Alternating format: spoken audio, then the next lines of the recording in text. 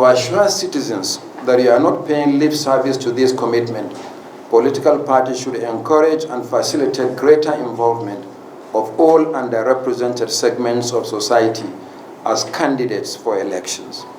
The Independent National Electoral Commission has insisted it will not review the timeline for the conduct of the party primaries by political parties. This was disclosed by the INEC Chairman, Professor Mahmood Yakubu, at the second quarterly meeting with political parties, which was held at the INEC Headquarters in Abuja. The chairman notes that all 18 political parties have forwarded the schedules of their primaries to the Commission, adding that the period earmarked for the conduct of primaries by political parties will end on June 3, 2022. All 18 political parties have forwarded the schedules of their primaries to the Commission, and some have commenced the process of choosing their candidates by conducting ward and local government congresses. The period earmarked by the Commission for the conduct of primaries by political parties commenced on the 4th of April 2022, and it will end in the next 24 days from today, that is on the 3rd of June 2022. Professor Yakubu also says the Commission has had cause to remind political parties of the necessity for strict compliance with the timelines for party primaries. He stresses that the Commission will not review the timelines. The Commission had cause to remind political parties of the necessity for strict compliance with the timelines for party primaries. I hereby reiterate the position of the Commission that there will be no review of the timelines. There are so many interrelated activities that are associated with the timelines which must be carried out. Any review to extend the timelines for one activity will affect other activities and put unnecessary pressure on the political parties and the Commission. This will ultimately result in more complications than what the extension seeks to achieve. Therefore, the Commission will not review the timelines. He is urging the political parties to work with the timelines of the Commission. Working together, we should ensure fidelity to the timelines in conducting transparent and democratic primaries for the purpose of electing candidates for the 1,491 constituencies for which elections will be held on the 25th of February and the 11th of March 2023. The INEC Chairman states that the Commission has prepared a calendar of party primaries for presidential, governorship, national and state assembly seats based on the proposals submitted by political parties as of Friday, 6th May 2022. He goes on to advise political parties to promote inclusivity in the electoral process while conducting their primaries. As you conduct your primaries and nominate candidates for the election, this is the appropriate time to remind you of your commitment to promoting inclusivity in the electoral process. Women, youth, and persons with disability have been yearning for greater representation, particularly in elective positions.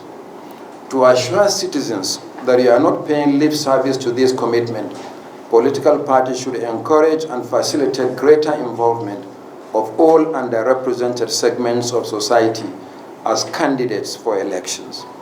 This is the only way we can change the reality of the increasingly low level of representation of these critical segments of society in legislative assemblies in particular and governance of our country in general.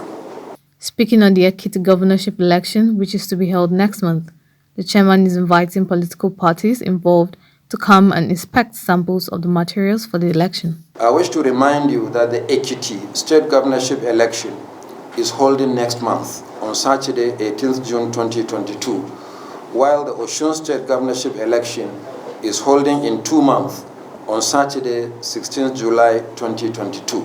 All political parties fielding candidates for the Ekiti state governorship election to inspect the materials on Wednesday, 18th May 2022 at the Commission's conference room, which is this particular hall, at 11 o'clock in the morning. He urges all political parties to ensure a transparent electioneering process as they conclude their primaries adding that the Commission will remain firm in applying the law. As you conclude your primaries and prepare for the up-cycle and general elections, I urge you to ensure a transparent electioneering process devoid of acrimony and rancor. In doing so, fidelity to internal democracy is critical.